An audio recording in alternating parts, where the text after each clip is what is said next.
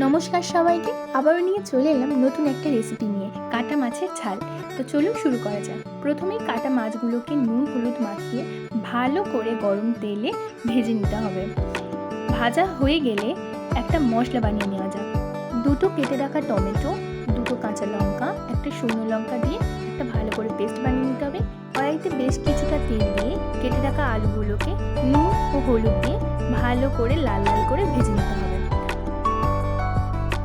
তারপরে আলুগুলোকে তুলে নিয়ে ওই তেলের মধ্যে লবঙ্গ, দারচিনি, এলাচ এবং পরিমাণ মতো রসুন পেস্ট, কেটে রাখা পেঁয়াজ কুচি দিয়ে ভালো করে ভেজে নিতে হবে।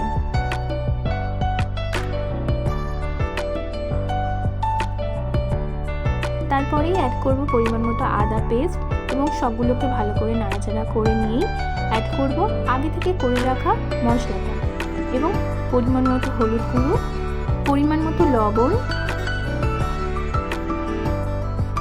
তারপরেই অ্যাড করব সানরাইজের গরম মশলা গুঁড়ো আর কালার হওয়ার জন্য রেড চিলি পাউডার। তারপরে দিয়ে দেব কেটে রাখা ধনেপাতা কুচি এবং দুটো কাঁচা লঙ্কা। ভালো করে ফুটে এলেই অ্যাড করব আগে থেকে ভেজে রাখা আলুগুলোকে। তারপরে পরিমাণ মতো জল দিয়ে ভালো করে ফুটিয়ে নিয়ে ভেজে রাখা মাছগুলোকে একের পর এক এর মধ্যে দিয়ে দিতে হবে। ব্যাস, আমাদের রেসিপি প্রায় কমপ্লিট।